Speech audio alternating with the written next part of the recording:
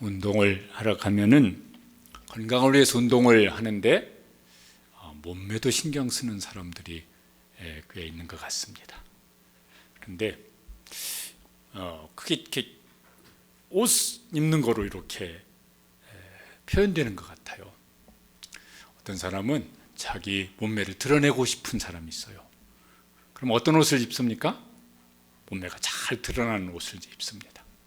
어떤 사람은 가리고 싶은 사람이 있어요. 그럼 그 사람은 그런 옷을 입는 것 같아요. 몸매뿐이겠습니까? 우리가 살면서 어떤 건 감추고 싶어요. 그런데 그 감추고 싶은 것들은 막 수고하고 막 노력하고 이래서 얻는 것들은 아닌 것 같아요. 그냥 마음속에 좀 이렇게 부끄럽게 생각을 하는데 그걸 얻으려고 수고하고 노력하지 않아도 그냥 저절로 되어지는 것들 같습니다. 반면에 드러내고 싶은 것도 있어요. 그거는 저절로 만들어지지는 않는 것 같습니다. 수고하고 고생하고 노력을 하고 이래야 이제 만들어지는 것 같습니다. 오늘 바울 사도가 자기는 정말 진심으로 드러내고 싶은 것을 말을 합니다. 또 그걸 위해서 내내 그렇게 살았어요. 평생을. 뭐였는가? 그걸 그렇게 살면서 바울은 행복했을까? 보면 굉장히 행복하게 그렇게 살았던 것 같아요. 우리도 뭔가 드러내고 싶은 게 많으면 좋겠습니다. 그런데 그게 우리 속에 정말 오래가는 기쁨을 주는 것일까? 내 인생을 정말 이렇게 복되게 하는 것일까? 행복하게 하는 것일까? 오늘 말씀을 통해서 바울, 우리가 신앙생활에 좋은 모델로 본받고 싶은 사람 꼽으면 바울을 이제 꼽는데 좀 닮아갔으면 참 좋겠습니다. 우리 교회가 또 우리 개개인도 좀 많이 닮았으면 정말 좋겠습니다. 골로새서 말씀입니다. 골로새서는 옥중서신입니다. 에베소, 빌립보, 골로새, 빌레몬서 이런 것처럼 바울 사도가 감옥에서 교회에게 혹은 개인에게 보낸 편지입니다. 이때는 바울이 나이도 많았습니다. 늙어갑니다. 또 바울은 몸에 병이 있었습니다. 감옥 생활을 오래 했으니까 많이 고생스러웠을 겁니다. 이 편지를 받는 골로새 교회도 바울의 이런 형편을 알으니까 걱정을 많이 했을 것 같아요. 오랜 감옥 생활, 몸은 병들었고 또 이제 언제 어떻게 될지 무슨 희망은 보이지 않고 어떻게 되나 이런 걱정이 많이 있었을 것 같아요. 당사자인 바울은 어땠을까? 자기가 겪는 사람이 제일 지금 이게 무슨 고생을 하더라도 제일 크게 지금 겪는 것인데 정작 당사자인 바울은 이렇게 말을 합니다. 나는 이제 너희를 위하여 받는 괴로움을 어떻게 하고? 기뻐하고. 괜찮아요. 걱정하지 마세요. 나는 힘들지 않아요. 이렇게 말을 하진 않아요. 그것도 솔직한 건 아닐 거예요. 내가 괴로움을 많이 겪습니다. 그런데 그 괴로움 때문에 내가 참 힘듭니다. 우울합니다. 이렇게 말하지 않냐고 괴로움은 많이 겪는데 그런데 저는 기쁩니다. 감옥 생활의 괴로움을 인정을 하는데 자기 마음은 그 속에서요 괴로움보다 기쁨이 더 크다는 것이에요. 이거 진심일까요? 보통 사람 같으면 이게 진심이기 어려울 것 같아요. 근데 바울이 지금 거짓말하지는 않겠죠. 진심일 거예요. 왜 기뻐하나? 기뻐하는 이유를 이제 밝힙니다. 이유는 저렇습니다. 같이 읽어보시죠. 그리스도의 남은 고난을 그의 몸된 교회를 위하여 내 육체에 채우노라. 좀 특별한 표현이 나와요. 그리스도의 남은 고난. 그리스도의 십자가의 고난이 뭐가 좀 부족해서 바울이 내가 그 예수님의 고난이 부족한 것을 뭘 좀 채우겠다는가 이러면 말이 이상해지죠. 그럼 이제 그리스도의 남은 고난이 뭘까? 그러면 그 앞에 보면은 이제 너희를 위하여 받는 괴로움을 기뻐하고 이런 말씀이 앞에 있었거든요. 너희를 위하여 받는 괴로움을 다른 말로 뭐냐면 그리스도의 남은 고난이라고 이렇게 말을 합니다. 그 뒤에 보면은 그의 몸된 교회를 위하여, 너희를 위하여를 보자면 그의 몸된 교회를 위하여, 그러니까 그리스도의 남은 고난을 내 몸에 채운다고 하는 게 뭐냐면은 교회를 위하여, 너희를 위하여, 너희는 교회니까 너희를 위하여, 교회를 위하여. 그런데 그 교회는 뭐냐면은 그리스도의 몸이에요. 거기 앞에 18절에 보면은 그는 몸인 교회의 머리시라. 이게 바울 서신에 많이 나오거든요. 그러니까 바울 사도가 야, 내가 고생을 지금 해. 감옥 생활을 지금 바울이 수년째 하고 있거든요. 괴로워요. 근데 내가 그리스도의 몸인 교회를 위해서 고난을 겪는다. 그리스도의 몸인 교회를 위해서 내가 고생을 할 수 있다. 이건 참 기쁜 일이다. 그 고생을 그렇게 받아들이는 거예요. 바울의 이 기쁨이 이해가 되십니까? 맞아. 나도 그런 마음이 들 때가 있었어. 내가 교회를 위해서, 근데 이 교회가 주님의 몸이거든. 이 교회를 위해서 내가 고생을 하는데, 수고를 하는데, 내가 주님의 몸인 교회를 위해서 고생할 수 있다는 건 이건 특별한 기쁨이야. 이런 기쁨을 이렇게 때때로 바울처럼 누리면서 신앙생활하시고 교회를 섬길 수 있었으면 참 좋겠습니다. 바울은요 그런 기쁨을 누리고 있어요. 근데 왜 바울이 교회를 위해서 이렇게 하나? 그것도 이제 그 이유도 이제 말을 합니다. 25절에 보면은 왜 교회를 위해서 이런 수고를 하는 것을 기뻐하느냐면은 25절에 이유를 저렇게 말을 했습니다. 같이 읽어보시겠습니다. 내가 교회의 일꾼 된 것은 하나님이 너희를 위하여 내게 주신 직분을 따라. 내가 교회의 일꾼이기 때문에 교회를 위해서 수고를 합니다. 그런데 내가 교회 일꾼 된 것은 뭐 스스로 원해서 그렇게 무슨 뭐 내가 결정해서 한 것이 아니라 하나님께서 내게 주신 직분입니다. 하나님께서 내게 직분을 주셨는데 그 직분이 뭐냐면은 교회를 위한 일꾼이에요. 그러니까 나는 교회를 위해서 수고를 합니다. 바울이 이제 평생 그렇게 자기 자신을 생각을 합니다. 자기 인식이라고 하는 게 중요합니다. 내가 누구지? 그럼 그걸 내가 누구란 걸 어떻게 내가 누구라는 것을 어떻게 이렇게 정립을 하지? 사람들이 날 누구라고 말을 해? 내가 나를 누구라고 생각을 해? 그거 왔다 갔다 변하는 거예요. 바뀌어요. 근데 바울은 뭐냐면은 예수 그리스도 안에서 내가 누구지? 하나님이 나를 누구라고 그렇게 말씀하시는 것이지 그게 진짜 나예요. 나답게 살아가는 거예요. 하나님 앞에서 나답게 살아가는 거예요. 하나님 앞에서 바울은 교회 일꾼이에요. 그래서 그냥 그런 일꾼답게 사는 거예요.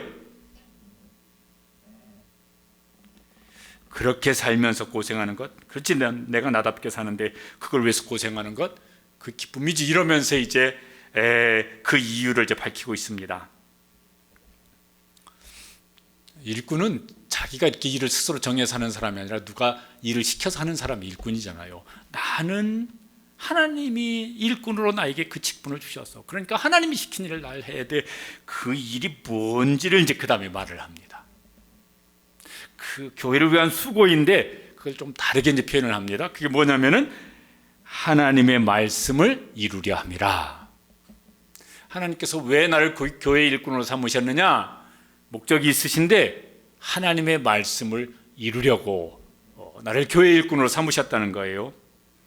이룬다는 말이 그 본래 그 원어의 뜻이 뭐냐면은 채우는 거예요. 이렇게 가득 채우는 거예요. 그러니까 하나님의 말씀을 가득 채우라고 나를 교회 일꾼, 그걸 뒤에는 복음의 일꾼이라고 말을 하는데, 그래서 교회에 하나님의 말씀으로 가득 채우는 거예요. 복음으로 가득 채우는 거예요. 근데 교회는 저절로 생겼습니까? 아니에요.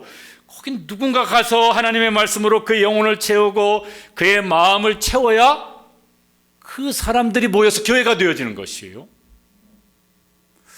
나는 그걸 위해서 하나님이 나를 하나님의 일꾼으로 세우셔서 나는 그걸 위해서 사는 사람이야. 그리고 내가 나답게 살잖아. 그러니까 그거는 기쁜 일이지. 그런 것입니다. 그러면서 이제 실제적으로 바울이 이제 어느 때부터 1차, 2차, 3차 그 이상 이제 선교 사역을 감당을 합니다. 1차 선교 사역을 마치고 2차 선교 사역을 하는 중에 어느 중에 이제 로마서를 기록했을 것인데 이렇게 이제 말을 합니다. 로마서 15장 19절에 보면은 같이 한번 읽어보시죠. 내가 예루살렘으로부터 두루 행하여 그리스도의 복음을 편만하게 전하였노라. 저게 1차 선교 사역지를 이제 쭉 언급을 하는 것입니다. 하나님의 말씀을 다르게 표현했어요. 그리스도의 복음을 편만하게 전했단 말이 오늘 여기 본문에 나오는 말씀을 이룬다는 거예요. 저 편만하게 채웠다는 것이 가득 채우는 거예요. 그러니까 바울 사도가 뭐 하냐면은 내가 일꾼이야. 하나님께 나에게 복음의 일꾼, 말씀의 일꾼으로 삼으셨으니까 가서 사람들의 마음속에 복음을, 하나님의 말씀을 채우는 일을 했어요. 어디에서? 예루살렘으로부터 해서 선교 지역을 쭉 다니면서.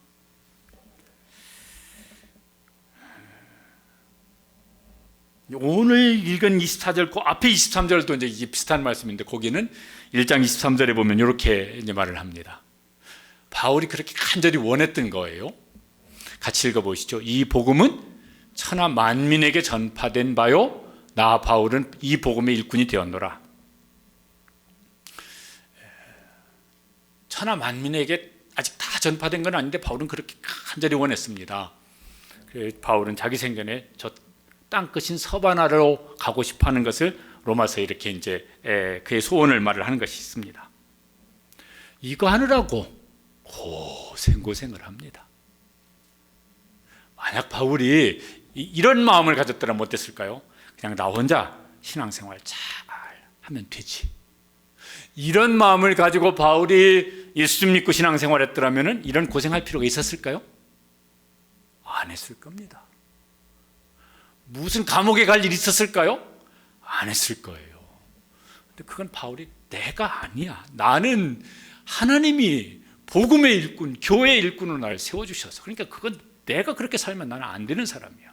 나는 나답게 살아야 돼.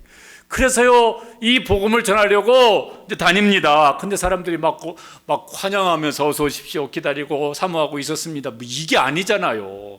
반대하고 거부하고 박해하고 매맞고 감옥에 갇히고. 근데 고생을 했기 때문에 뭣도 누리느냐면은 기쁨도 누리고 있어요. 바울이 그걸 위한 고생을 안 했더라면은 하나님이 주시는 기쁨도 누리지 못했을 거예요.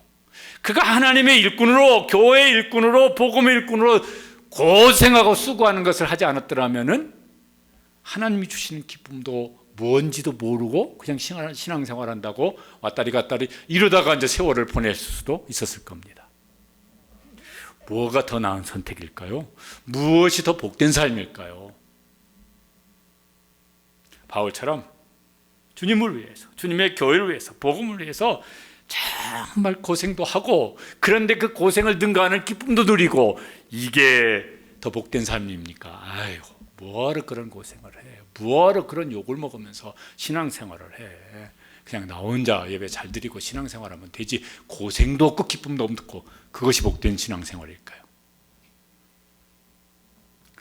바울과 비슷한 사람들이 성경에도 나오고, 또 이제 오늘 우리 중에도 있죠.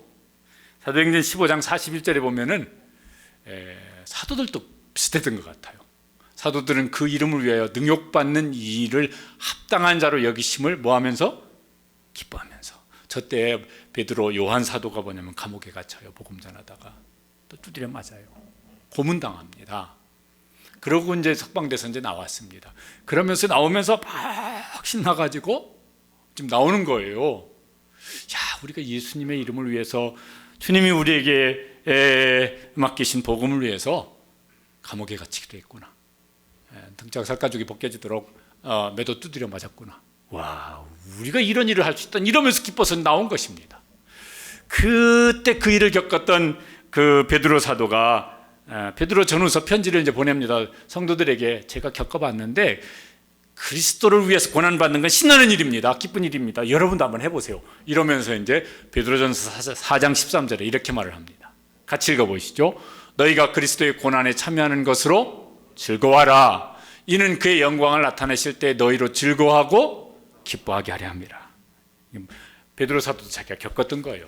내가 주님을 위해서 등짝 벗겨지도록 맞아보기도 했고, 바울도 감옥 생활 베드로 사도도 해보고 나름대로 해봤는데, 와, 그때 그 자체가 무슨 막 신났겠어요. 고생스러웠지. 근데 해봤더니 하나님이 저에게 주시는, 주님이 내 마음속에 주시는 기쁨이 그보다 훨씬 큽니다. 여러분 신앙생활을 한번 그렇게 한번 해보시기 바랍니다. 이러면서 이제 권고하는 것입니다. 우리에게도 권고하는 말씀이죠. 어떻게 해보시겠습니까? 이 말씀을 어떻게 받아들이고 싶습니까? 살면서 고생이 많습니다. 코로나 때문에 고생 많고, 그거 아니어도 고생이 많고. 그런데 어떤 고생은요, 즐거운 고생도 있어요. 행복한 고생도 있어요. 누구를 위해서 고생하느냐? 무엇을 위해서 고생하느냐? 그 누구를 위한 나의 마음이 어떠냐? 이거에 따라서요, 고생은 고생인데 기분은 근사해요. 기뻐요. 행복해요. 해보신 일 있으실 겁니다. 또 해보시길 바랍니다. 근데 그 누구가 바울은 예수님이었고, 그 무엇이 뭐냐면 주님께서 자기에게 맡겨주신 복음이었었어요. 그 말씀을 이루는 것이었어요. 말씀으로 사람들의 영혼을 가득가득 채우는 것이었어요. 이왕이면은 이런 고생, 그 고생 속에 담겨 있는 기쁨도 누릴 수 있는 신앙생활을 해볼 수 있게 되시기를 주님의 이름으로 축복합니다. 이건 복이에요. 한번 따라서 해보실까요? 이왕이면 즐거운 고생을 해보자. 신앙생활은 그런 것이에요. 그렇게 해야 신나는 신앙생활을, 신난다 표현은 그렇지만 어쨌든 행복한 신앙생활이 되어집니다.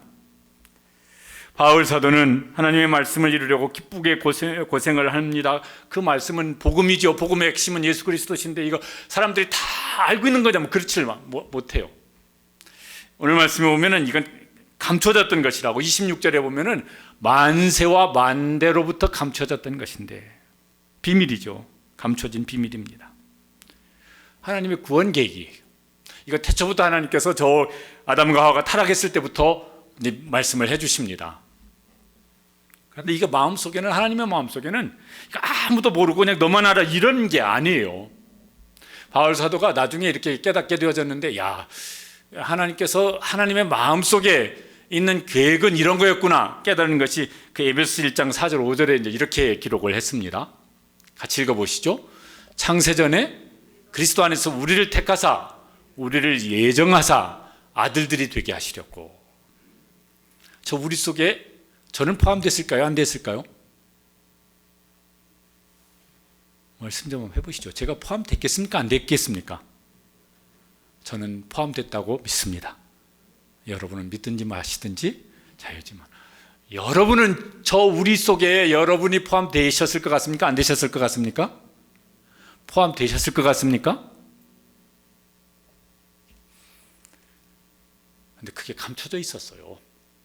그냥 모든 사람이 그냥 이 단번에 다 하나님의 구원 계획 속에 내가 들어있고 그 복음의 비밀을 알고, 이게 아니고 하나님께 그것을 감춰두시고 이제 드러내시는 거예요. 어떻게 드러내시냐면은 예수님을 통해서 드러내셨죠. 물론 구약에도 있었지만은 예수님을 통해서 드러내십니다. 그래서요, 예수님께서 먼저 사람들에게, 여기 보면은 이제는 그의 성도들에게 드러났고 이러는데, 성도들에게 드러내셨어요. 그 중에 누구도 들어있습니까? 바울 사도 들어있어요. 그저 바울이 예수님 하나도 안 좋아했던 사람이에요. 진짜 싫어했고 막 거부하고 막 이랬던 사람인데, 예수님께서 그를 만나셔서 바울에게 예수님이 누구신지 이렇게 드러내 주셨습니다. 은혜고 축복이죠. 그러면서 바울이, 야, 나에게 나타나 주신 주님, 나에게 당신 자신을 드러내신 예수님이 얼마나 귀한가, 그 예수 그리스도가 얼마나 귀하고 얼마나 영광스럽고 막, 이게요 바울 자신의 막 여러 곳에 아주 가득합니다. 이게 이제 바울은 실감했고 우리도 그걸 실감했으면 좋겠는데, 이제 그 얼만큼 그게 실감하느냐, 이게 차이가 이제 많은 것 같아요. 오늘 읽은 그 27절 끝부분에도 이제 바울은 이렇게 말합니다. 같이 읽어보시겠습니다. 이 비밀은 너희 안에 계신 그리스도니 곧 영광의 소망이니라. 바울 속에 예수 그리스도가 계세요. 야, 이분이 얼마나 영광스러운지, 그 영광이 지금 다는 아니고 소망 중에 그 영광을 지금 바라봅니다. 그런데요, 여러분요, 소망이 아주 분명하면은 그 소망은 미래에 일어날 일이지만은 그걸 지금 내가 이렇게 누린다니까요. 어느 정도 맛있는 음식, 정말 맛있는, 배도 고픈데 맛있는 음식 앞에 있어요. 저희 집에 손주가 있잖아요.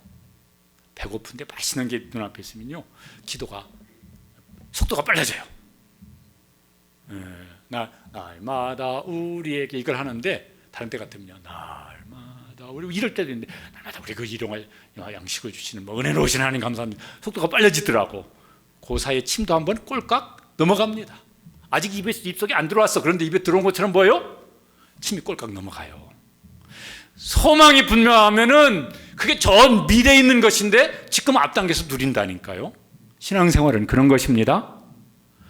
우리가 영원한 소망을, 그 소망이 우리 속에 점점 더 분명해서 그걸 앞당겨서 지금 내 마음으로 누리고 삶 속으로 누리면서 신앙생활할 수 있게 되시길 축복합니다.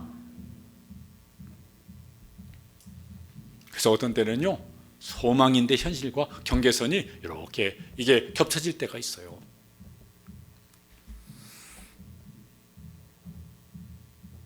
이걸 이제 바울이 이렇게 다른 것과 비교해서 말한 유명한 이제 구절이 있습니다. 빌립보서 3장 8절 9절에 보면은 바울이 한때 자랑스럽게 얘기했던 것이 막 여러 가지 있을 거예요. 그 당시 사람들이 와 이렇게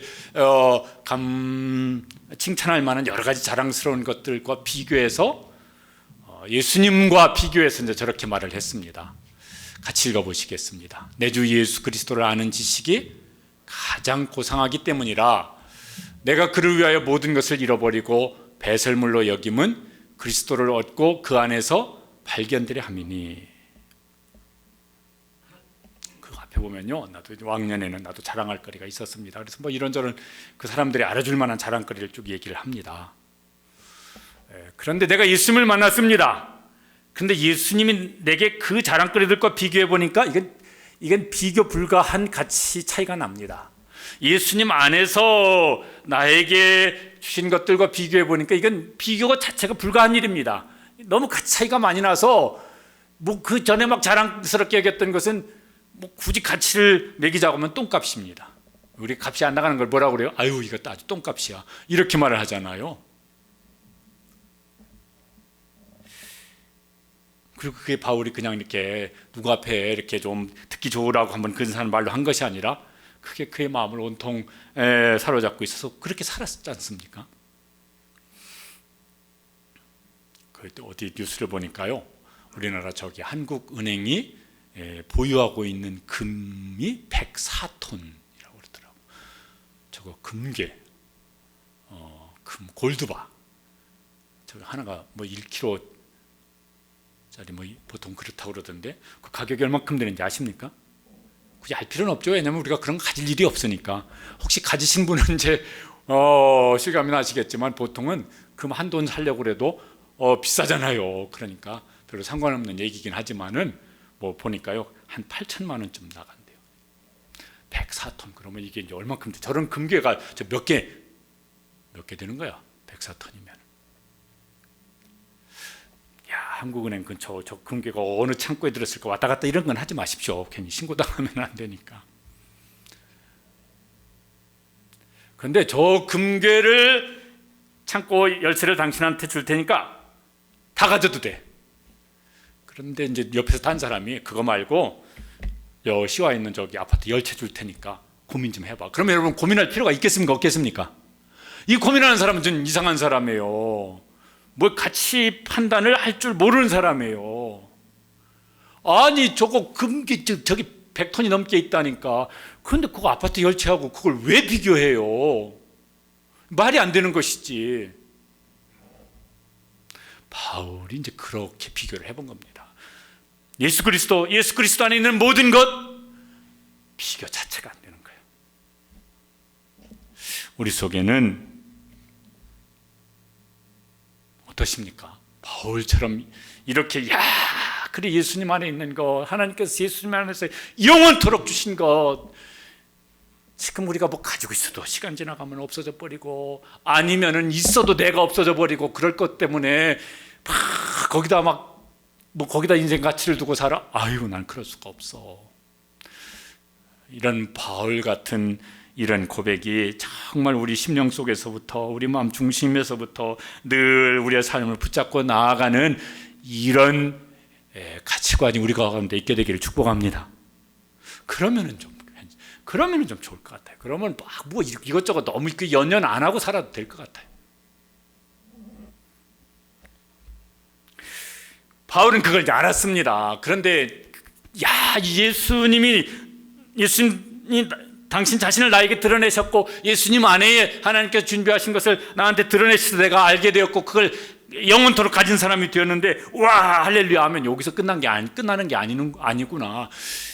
그렇게 끝나면 안 되는구나. 왜냐하면 그것을 알게 하신 이유가 있거든요. 그 이유를 27절 앞부분에 보면 바울이 이제 알았습니다. 너만 하려고? 너만 가지라고? 너만 누리라고? 아니구나. 저거 하라고. 읽어보시죠. 하나님이 그들로 하여금 이 비밀의 영광이 이방인 가운데 얼마나 풍성한지를 알게 하려 합니다.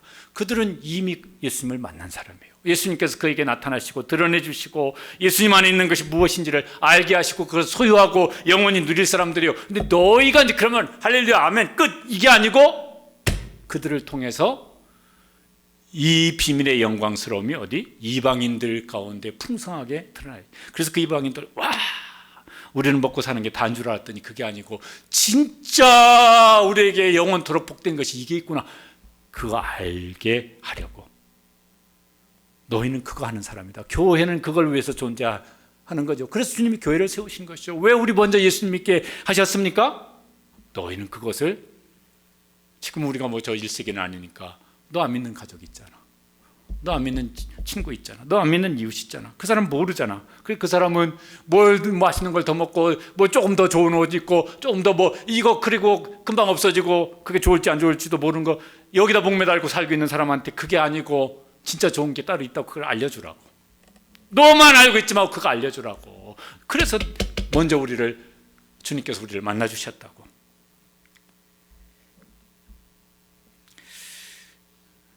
에베소 3장 6절에 보면 바울 사도는 그걸 이렇게 복음을 전하면서 얼마 많이 경험을 하셨을 것 같아요. 그러면서 이제 이렇게 됐으면 좋겠다고 하는 이제 마음이 간절합니다. 그래서 교회들에게 계속 저런 건 이제 권고를 하는 것입니다. 같이 읽어보시겠습니다. 이방인들이 복음으로 말미암아 그리스도 예수 안에서 함께 상속자가 되고 함께 지체가 되고 함께 약속에 참여하는 자가 됩니다. 함께 상속자가 되고 로마서 8장에도 나오는데 하나님의 자녀이면은 그리스도와 함께 하나님의 상속자가 되어진다. 상속자는 자기가 뭘 받는 걸 결정하는 게 아니라 상속을 해주는 그 사람이 뭘 얼만큼 가지고 있느냐에 따라서 내가 상속받는 게 정해지잖아요. 부모님께로부터 상속받을 게 많은 분들은 그 부모님 잘 만나신 거예요. 저는 몸 상속받았습니다. 그 외에는 없습니다. 한 가지는 있습니다. 우리 아버지 돌아가셨을 때 비싼 시계도 아니고 한 달쯤 찾으니까 가다가 멈추는데 그 시계를 거기 그렇게 여기 그때는 병원이 아니고 집에 시신을 모셨는데 여기 위에 상이 있었는데 그 시계가 있더라고. 근데 아무도 보니까 눈독을 안 들이더라고. 왜냐하면은 그게 비싼 시계가 아니니까. 그래서요. 잘 됐다. 그리고 얼른 제가 찾습니다. 물론 가다가 한 달인가 두 달 있다가 멈춰서 그냥 이제 말았지만은 하나님이 상속해 주시는 하나님 아버지께서 상속해 주시는 분이세요. 우리가 그의 상속자예요. 바울은 이걸요 마음껏 상상했던 것 같아요. 마음껏 상상해도 다 상상을 못했겠지. 하나님께 있는 모든 것을 어떻게 다 상상하겠어요. 나는 그런 상속자라고. 그런데 저 이방인들이 예수님을 알지 못하는 이방인들이 이제 공동 상속자가 되는구나. 그러면 내 양이 줄어들까? 하나님께는요 뭐 한이 없으시니까 뭐 줄어들 게 없어요. 근데 그게 한 가지 길밖에 없어. 그 사람이 예수님 믿어야 함께 상속자가 되어져요. 함께 지체가 되어져요. 여러분 함께 지체가 된다는 말이 뭐죠? 예수님은 머리시고 교회는 예수님의 몸이라고 말씀하셨으니까 이게요 이런 표현이 어떨지 모르겠지만 급이 예수님하고 같아지는 거예요. 하나님과 아무 상관이 없었던, 아니에요. 상관이 없는 게 아니라 그 죄 가운데 죽고 그 후에는 심판 아래 있는 사람들이 예수님 믿고 하나님의 자녀가 되어지고 그래서요 예수님의 몸에 지체가 되어지고 예수님과 급이 비슷해지네. 한 가지 길밖에 없어. 이게 뭐예요? 그들이 복음을 듣고 예수님 믿으면 그렇게 되어져요. 함께 약속에 참여하는 자가 되어집니다. 그 영원한 약속이 이제 현실이 되어지는 사람이 되어집니다. 그런데 이거 뭐예요? 바울이 하고 싶은 것인데 바울이 하고 싶은 이유는 예수님이 그거 하고 싶은 거예요. 하나님 아버지께서 그 일을 하고 싶으신 거예요. 그래서 그것을 바울이 감당했고 교회들에게 이제 바울도 감옥에 있고 언젠가 떠나야 될 사람이니까 이거 여러분이 하시기 바랍니다. 거기 보면 표현이 이렇습니다. 너희 안에 계신 그리스도. 바울 안에만 계신 그리스도가 아니라 너희 교회 속에 계신 그리스도, 내 속에 계신 그리스도. 여러분, 다른 그리스도이십니까? 바울 안에 그리스도와 내 안에 계신 그리스도가 다른 그리스도이십니까? 말도 안 되는 소리죠. 같은 그리스도시죠. 그분 안에서 우리에게 주시는 영광스러움이 차별이 있겠습니까? 없어요. 뭔 차이가 있을까 싶으면은 바울이 깨달았던 것과 우리가 깨달은 것 차이는 있을 것입니다. 바울이 그걸 실감나게 지금 누리는 것과 실감을 덜하는 차이는 있을 거예요. 바울이 간절히 기도하는 게 있습니다. 야, 교회가 그 이상 할 수 있으면 좋겠지만 내가 나에게 드러나신 예수님, 그 예수님 안에서 그 누리게 되어지는 영광스러운 것들을 교회도 좀 알았으면 좋겠다. 그래서요, 교회를 위해서 기도하는 것이 골로새서 나오고 에베소서도 나오는데 에베소서 말씀이 더 이렇게 뭐가 좀 자세히 기록을 했습니다. 에베소서 1장 18절에 저기 우리 기도의 제목이 되었으면 좋겠어요. 같이 읽어보시겠습니다. 너희 마음의 눈을 밝히사 그의 부르심의 소망이 무엇이며 성도 안에서 그 기업의 영광의 풍성함이 무엇이며 또 그 뒤에 더 나와요. 그것을 알기를 원하노라. 성령님께서 우리의 마음의 눈을, 믿음의 눈을 열어주시기를 사모하시고 그런 은혜를 베풀어 주시길 축복합니다. 눈이 열려져야 보이지, 감겨져 있으면 못 보잖아요. 그래서 볼 수 있게 되기를, 보면 느끼고, 그러면요 그것이 우리의 마음을, 우리의 삶을 움직이는 제 힘이 거기서 나올 것이니까. 그래서 사람들이 막 자랑하는데 막 이것저것 자랑하면은 우리 마음이 움찔움찔할 때가 있어요. 야, 나는 저런 거 없는데, 저 사람 참 좋겠네, 막 이런 마음 들 때 있잖아요. 없으세요? 저는 있어요. 그런데 이제 한번 다시 생각을 해보는 거예요. 나한테는 예수님이 계시고 예수님 안에서 하나님께서 주신 것들은 뭐지? 그게 막 마음속에 더 크게 자리 잡으면은 별로일 것 같아요. 그거하고 비교가 안 되지, 내 속에 있는 것. 우리가 많이 부르는 찬송 중에 이런 찬송이 있습니다. 저게 참 실감났으면 좋겠는데 한번 같이 한번 읽어보실까요? 주 예수보다 더 귀한 것은 없네. 이 세상 부귀와 비교 자체가 안 돼서 바꿀 수 없어요. 그걸 어떻게 바꿔? 왜 바꿔 그걸? 또 그 다음에도 읽어보시죠. 주 예수보다 더 귀한 것은 없네. 이 세상 명예와 바꿀 수 없네. 명예는 별로 뭐 누려본 적이 없는 사람은 그 명예 그거 어디다 쓰는데 그게 밥이 생겨 뭐 떡이 생겨 뭐 이런 사람은 또 이제 별로일지 모르겠지만, 정말 뭐 명예를 누려본 사람들은 저게 무슨 마약보다 더 중독성이 강하다고 그래요. 그 다음에 3절에는 뭐가 있습니까? 주 예수보다 더 강한 것은 없네. 이 세상 행복, 이 세상이 주는 행복과 바꿀 수 없네. 뭐 이런 게 있어요. 실감나기를 사모하면서 한번 불러보시겠습니다.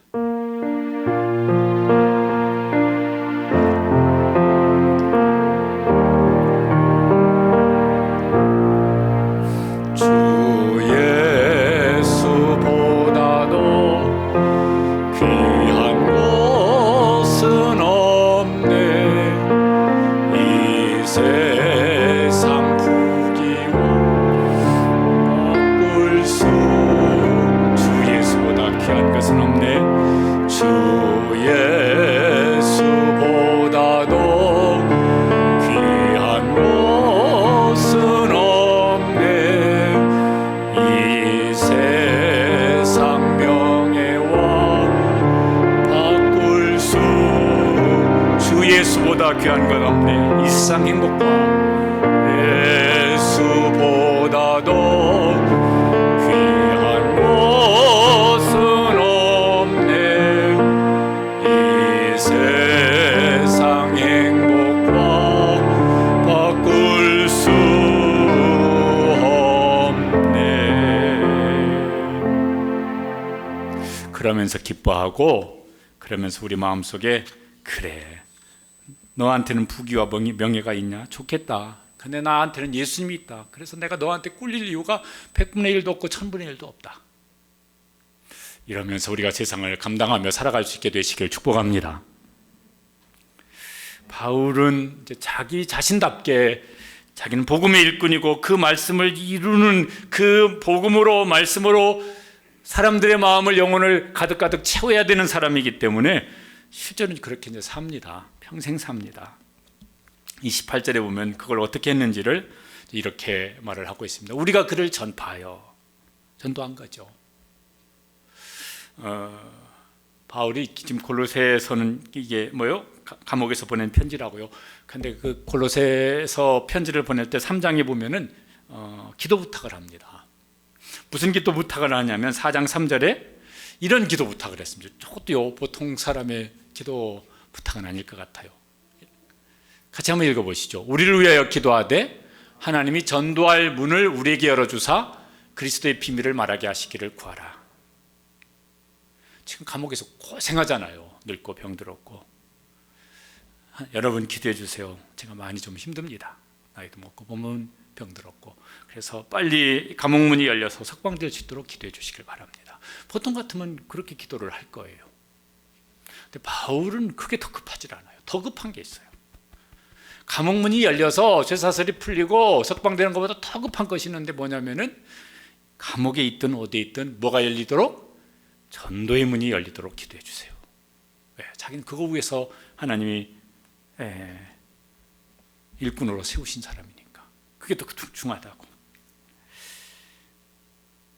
그러니까 참 바울이 귀한 사람이고 멋진 인생을 산 사람입니다. 그러면서 이제 각 사람을 권하고 각 사람을 그리스도 안에서 완전한 자로 세우려 함이라. 저거 오늘 말씀 이렇게 앞에 부분 연결시키면요 그 사람의 예수 그리스도가 온전히 드러나고 그래서 그 예수 그리스도 안에서 무엇과 비교할 수 없는 그런 행복을 누리고 그 사람을 통해서 또 다른 사람에게 예수 그리스도가 드러나는 그런 사람이 되도록 자기가 이제 힘써서 교회를 세운 것입니다. 바울은 막 이거 힘들었지 않았을까? 막 이렇게 지쳐서 그만하고 싶다 이런 생각 안 들었을까? 사람이니까 있었을 것 같아요. 그런데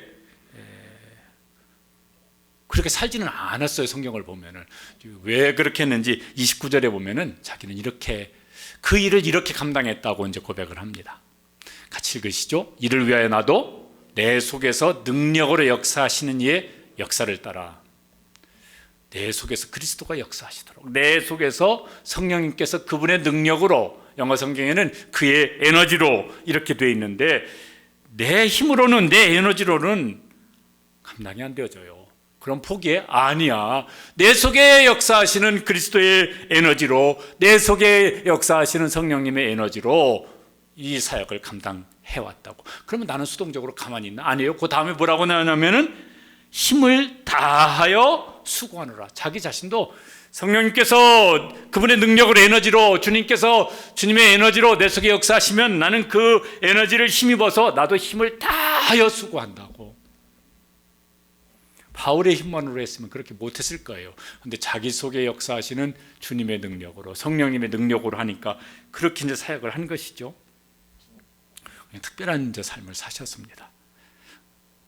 그런데 주님은 우리 속에서도 능력으로 역사하기를 원하실 것이고, 우리 교회 속에서도 성령님은 능력으로 역사하기를 원하실 텐데, 그 능력이 이제 접속되어지는 것이 이제 참 중요합니다. 바울이 그렇게 살면서 사람들이 바울에게 붙였던 별명이 있어요. 무시하려고 붙였던 별명일 것 같은데, 하나는 전염병이에요. 사도행전 24장 5절에 보면은 사람들이 저렇게 말을 했어요. 바울을 지금 무시하고 비난하려고 붙인 이름인데 우리가 본 이 사람은 뭐라? 전염병 같은 자라. 요새로 하면요, 뭐 코로나 바이러스 같은 자라. 하여튼 저 바울이 가기만 하면 뭐 전염시키는데 예수를 전염시키고 복음을 전염시키고, 또 하나는요 미친놈이라고 그래요. 26장 24절에 보면 바울아 네가 미쳤도다.